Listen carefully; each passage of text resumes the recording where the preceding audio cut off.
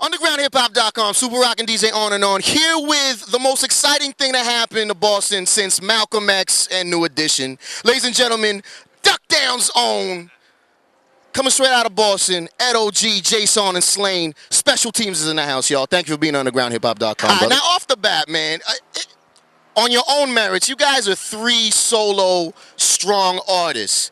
Is this just a ploy, man? I mean, is Special Teamz going to be a long-term thing, or is this something to launch and relaunch y'all careers? Are we going to see 2 and 3 Special Teamz albums? All you got to do is look at that on the side. Look at that on the side of this book. Oh, yeah, okay. Right? That's for real right there. Yeah, oh, you know what? Address that. That's permanent, man. That's from Stuttgart, Germany. We got that in Stuttgart on tour with Master Ace. We just rocked the show with like 20,000 people, and one of the tattoo artists in the back said, yo, I want to give you guys a free tattoo. And actually, when we was in Europe, me and Neto and D was going to places trying to get a tattoo, and it was like, we won't put it on your neck. They got some like phobia about putting it where people could see it. They told us we wouldn't be able to get jobs. Yeah, we hit tattoo place. They did. We was like, we don't need jobs. This is what we do. So, nah, I mean, it's a permanent thing, man. This is what everything springboards off of, man. This is the resurging of Ed's career, my career, and Slaine's career. You know what I'm saying? All together, this conglomerate is what it is, man. I feel we definitely got the powerhouse team in Beantown right now. As we keep it more now, listening to the album, y'all deal with some real shit, man. I mean, of course, Edo, you talk about being fatherless, JaySaun, you know, poverty, Slaine, a million problems with you, man.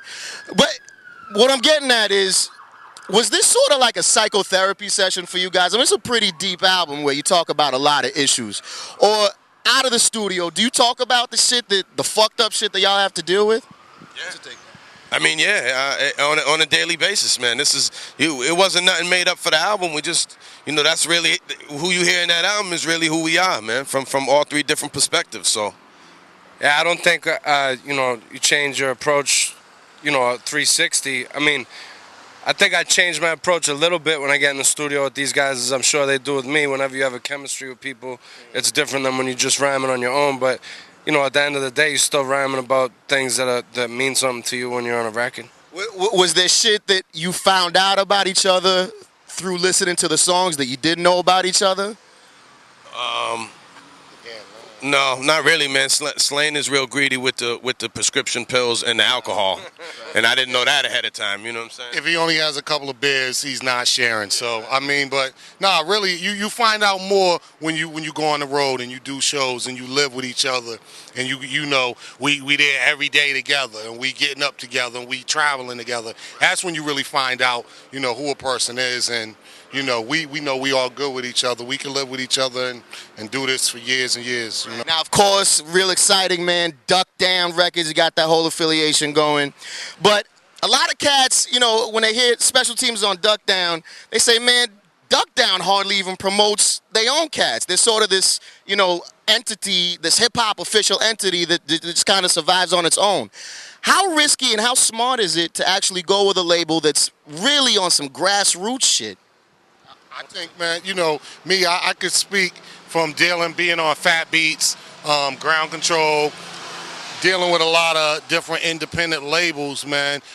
You know, like you said, Duckdown has a following. It's kind of a little cult when they do their thing. So I think for us, it was the best position and the best place for us to put our music out, because these are the people that we're trying to target.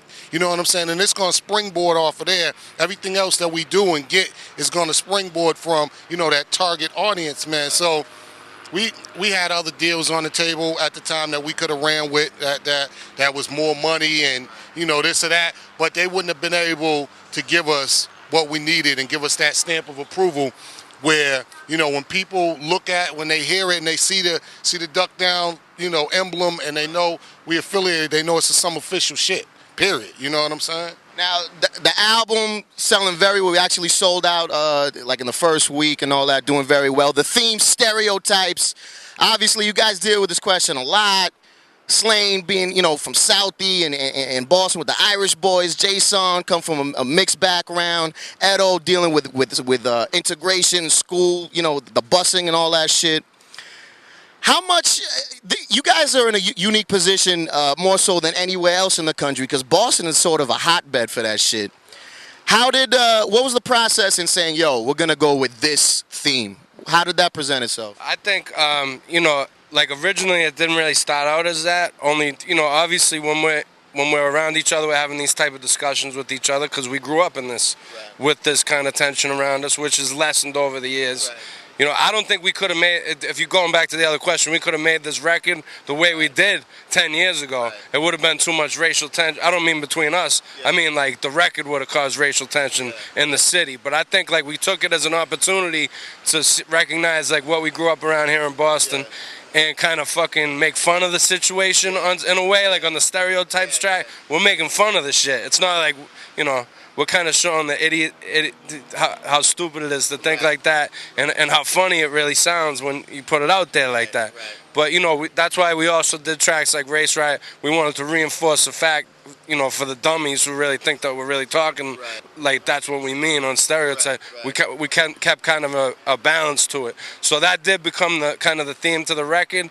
But I mean, if you listen to most of the record, it's not all racially driven. There's maybe 2 or 3 songs. The rest of it is just some head nodding shit. And, you know, obviously there's several different concepts on the record. And you know, it is what it is. And now